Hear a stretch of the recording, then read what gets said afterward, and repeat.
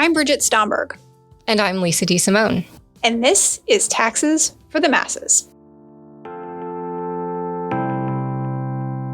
Today's episode is on the recently enacted excise tax on stock buybacks. The Inflation Reduction Act of 2022 introduced a new 1% tax on the value of stock buybacks or share repurchases by public companies during the year. In today's episode, we discuss the mechanics of the tax, whether it is achieving its intended goal of curbing buybacks, and how some lawmakers in the U.S. hope to expand its scope.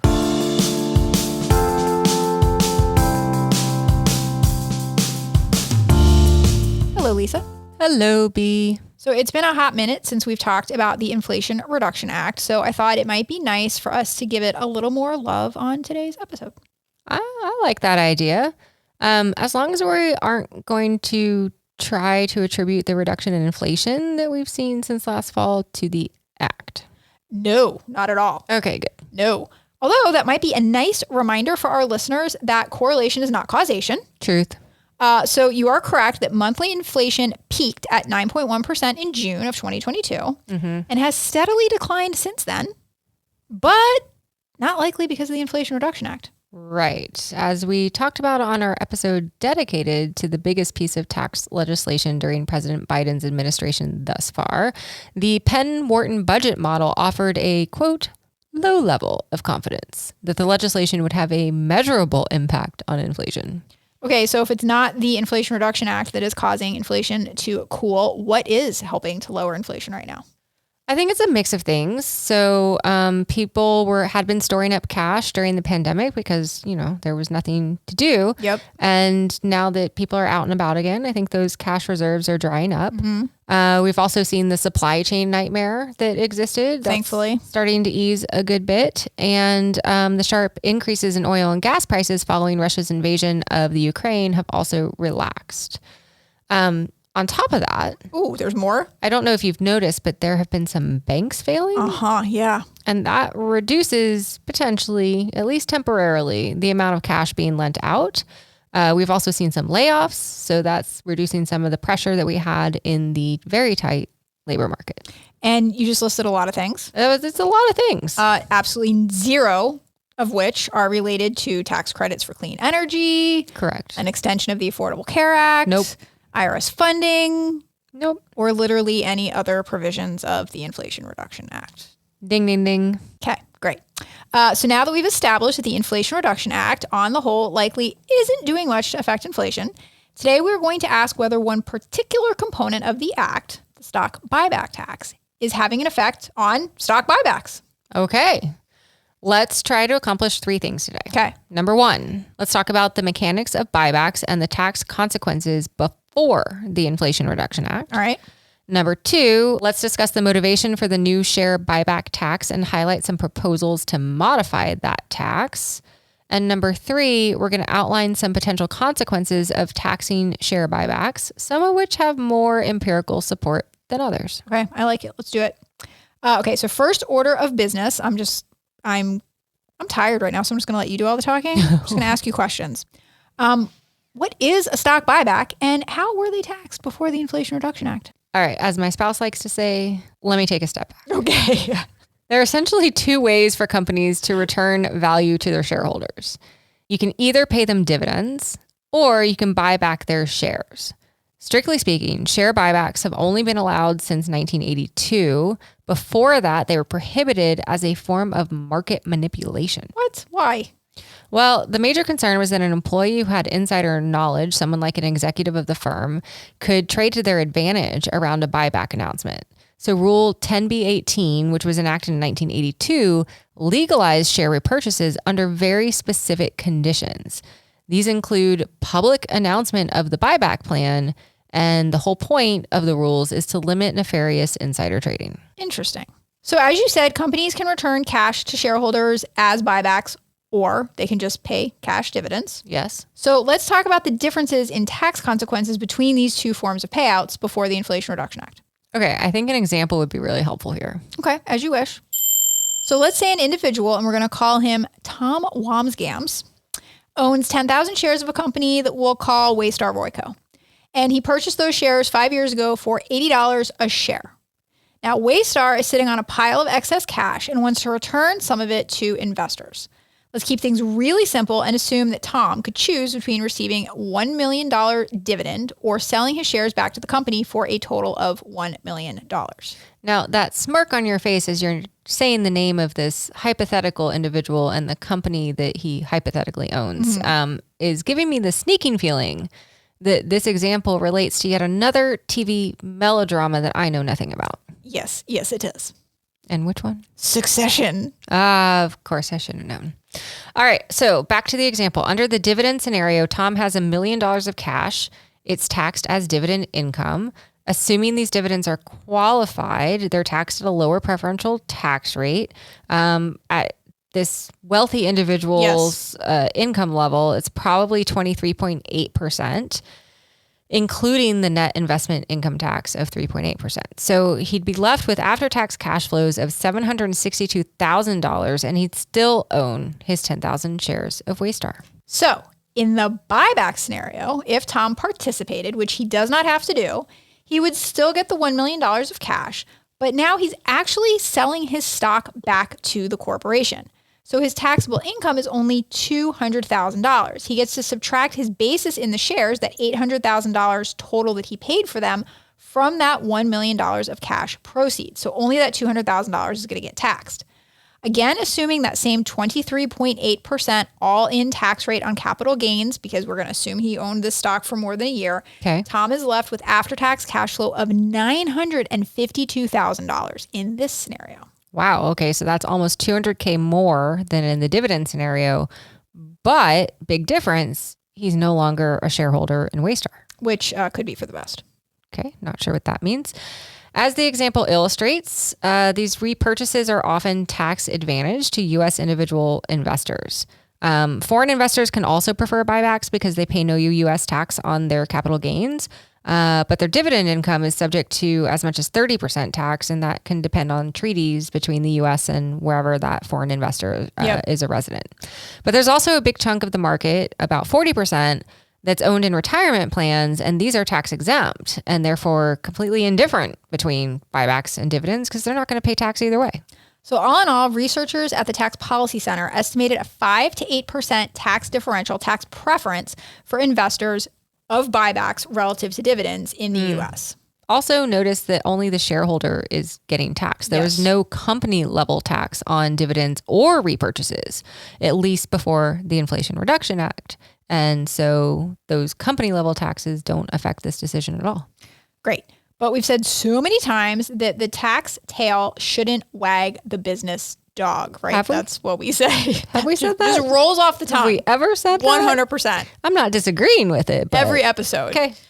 So just because it's better for the investor from a tax perspective to get a buyback, we shouldn't necessarily do the buyback. Sure. So what else could managers, or I guess should managers, be thinking about when they're choosing between using dividends or buybacks to return value to shareholders? So funny you should mention that. Okay. Because Graham, Harvey, and McKaylee, a group of finance researchers, asked executives what drives their dividend versus buyback decisions. And the vast majority said it was not investor level taxes. Shocking. So one of the biggest reasons is that stock buybacks offer managers more flexibility relative to dividends, because once a company commits to paying regular dividends, it looks really bad to investors if they have to stop for some reason. Right. On the other hand, buybacks are lower commitment. It's dating, not marriage. Mm-hmm. So if managers see a better investment opportunity, a better use of their excess cash, they can take it instead of buying back the stock and not disappoint everybody. All right. So that flexibility seems good. Favorable shareholder tax consequences seem good. So why are some people so grumpy about share buybacks? Let's find out.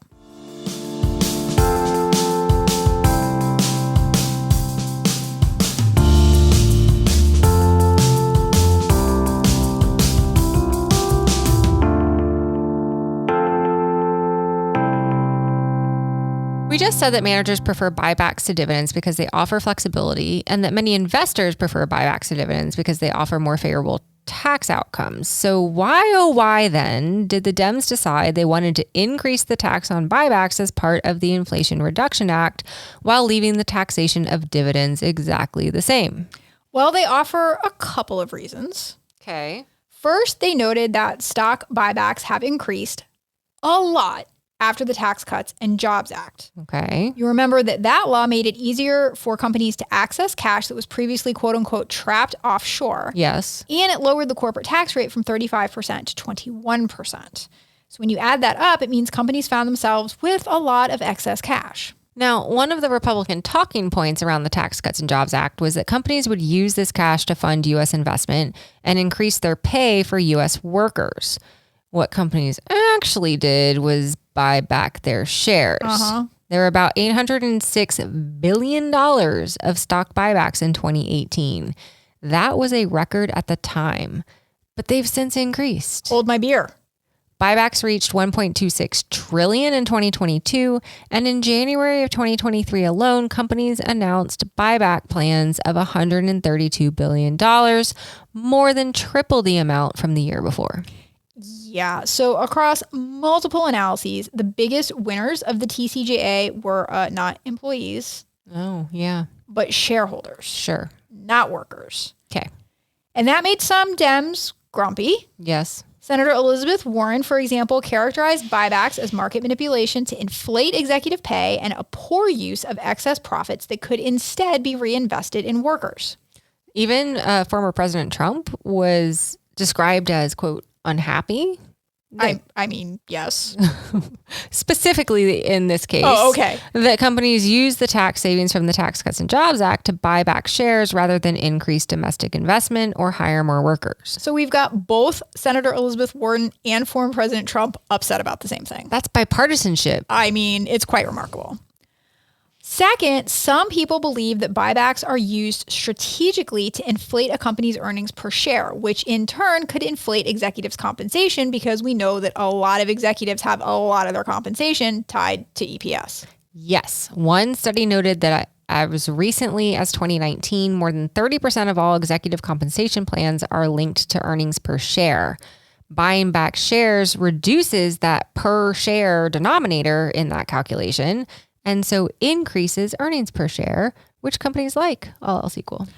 And this doesn't seem to be a theoretical problem. So we're not just like worrying about this and it's not really happening. Okay. So one study by researchers at the University of Illinois and Boston College found that the likelihood of stock buybacks that increase EPS, like you were just talking about, is higher for firms that would have missed their EPS targets if they hadn't done the buyback.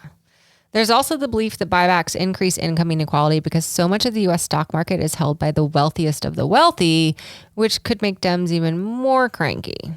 But some research by McKinsey and Company found that there's no difference in income inequality effect between dividends and buybacks. So that one could go either way. Okay. But still, there are several reasons to be potentially upset about buybacks. Okay. And what do we do when companies are engaging in an activity that is legal, but that makes politicians cranky? We tax it. Hell yeah, we do. Enter the stock buyback tax.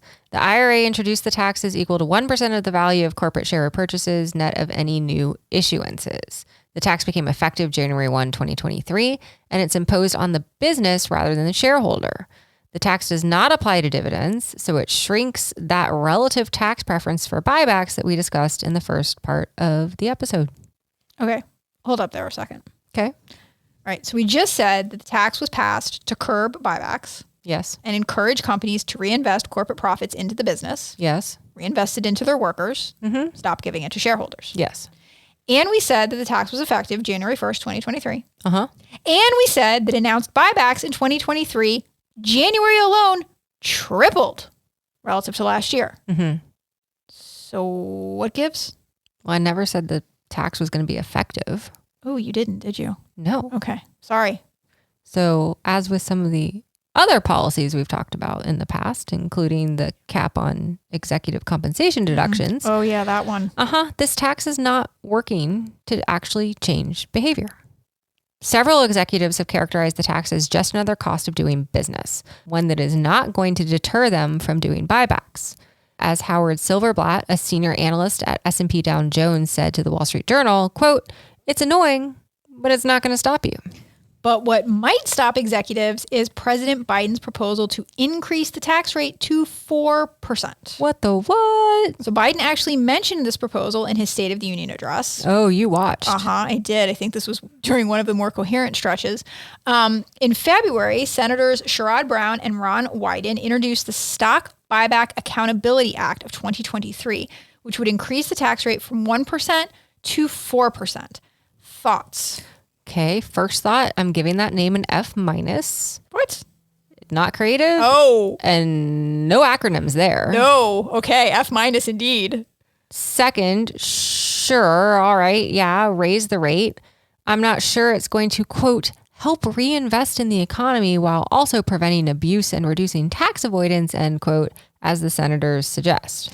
I just have to point out that there you go again, expecting politicians to say logical things. I know. What's wrong with you? So many things. Okay, so let's start with the first part, increasing investment. That Bravadol survey that we referenced earlier found that almost 80% of surveyed executives make buyback decisions after determining other investment plans.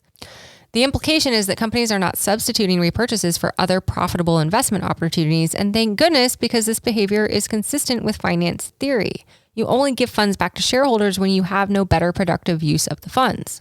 Totally agree. So the assumption of this plan to, increase the tax is that companies are basically wasting the money on share buybacks, that they should be doing something more profitable with it, and they're not doing that. Right. But those researchers asked executives what they would have done with the cash used for buybacks had they not done the buyback. Okay. And the most common response given by 40% of executives was not to increase wages, was not to reinvest in the business. It was to pay down debt. Okay. Only about 15% of surveyed executives said that they would invest more.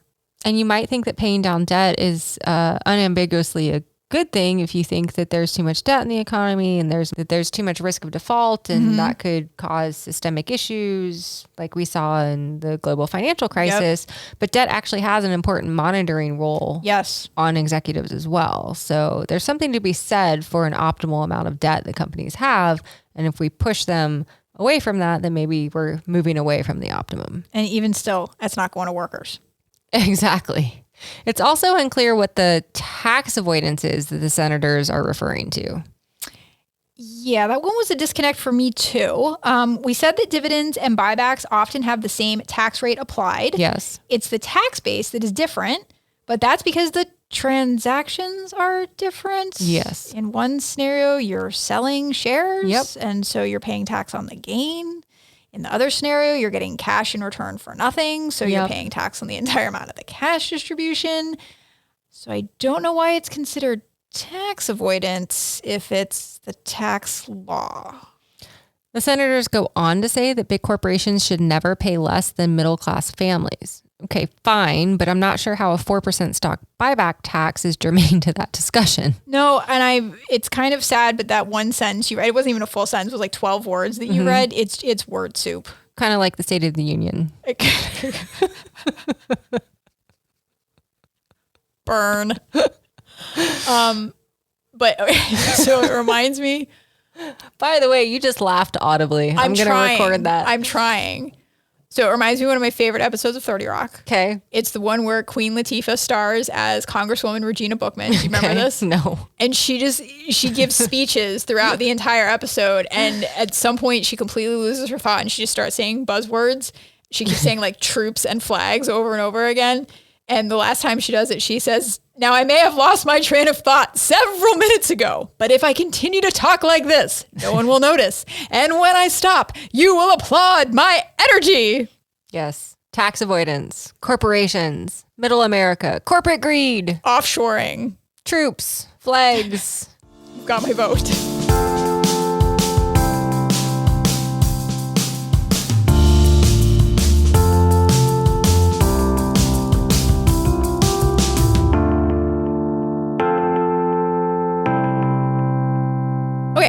Time for the good, bad, the ugly. All right, bring it. And in this single episode, yes, I managed to reference both Succession and 30 Rock. Okay. Those were the highlights for me, and I think I'm done with any positivity for today. All right. Let me see here. Put a little more thought to this than just crazy television references. Oh, I thought about it. So, Okay, talking about excise taxes instead of income taxes is fun. Okay. I mean, we often talk about income taxes. Anytime Yes. we talk about something different, it's fun. Okay, great. Yes. Making fun of politicians for saying crazy, silly things is fun. That is fun. And explaining to our listeners that buybacks are not inherently bad for anyone just seems like a silver lining. Well done. Good, because I'm out. Okay, that was excellent. A+. All right. All right, so bad. And I think what's bad here is that the tax seems to be based on many assumptions that don't seem to have widespread empirical support. Or theoretical support. No. Okay. So it basically seems like many politicians assume that corporations choose buybacks instead Yes. of other profitable investment activities. Yes. But the evidence on that point, I'm going to be super generous and call it mixed. That's very, best. very generous. Yeah. The Bravedel study and others suggest that companies issue dividends or buyback shares only when they do not have alternative investment opportunities. In some cases, it is actually value enhancing to get the cash out of the firm to avoid managers squandering it through their own pet projects, excessive perks, and empire building. Good point. Another assumption from some of these politicians appears to be that taxing buybacks will keep the cash inside the firm to benefit workers. But companies can still distribute cash to shareholders through dividends. Yes. And they can also, one better, use special dividends instead of regular dividends. Special fairy princess dividends? Special fairy unicorn princess dividends. Okay. And the best part about a special princess unicorn fairy dividend Yes. is that it doesn't involve a commitment to regular payments like a regular dividend does. Yes. So basically, these are like, I guess, the holy grail because they allow managers to maintain that flexibility of buybacks without incurring the tax. All that would do is actually shift the tax burden back onto the shareholders because they're paying that higher tax on the dividends. Yeah. So the tax is poorly targeted and could be tightened, at least in theory, to better identify situations where companies are really being wasteful or just using those buybacks to manipulate their stock price through earnings per share. Yep. Okay, so that just leaves the ugly, which I think is how unexpectedly far-reaching this tax could actually become. Okay. So Treasury and the IRS released guidance in December of 2022 that applies the tax in situations where a U.S. subsidiary makes business payments to a foreign parent, which the foreign parent then uses to buy back its shares. So the guidance was well intended. It was meant to prevent foreign companies from having an advantage over U.S. companies subject to the tax, but it essentially treats any payment from a U.S. subsidiary to its foreign parent as intended to fund buybacks if the buyback happens within 2 years of the payment.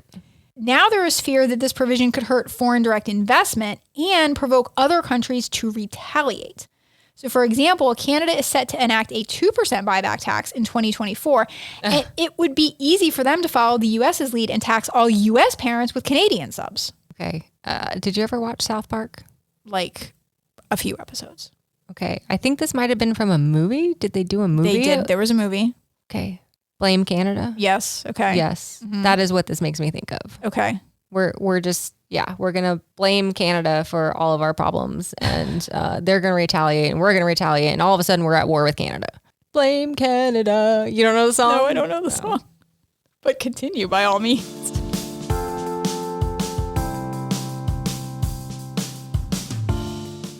Well, that's all we have time for today. Be sure to join us for more tax nerdery on future episodes of Taxes for the Masses.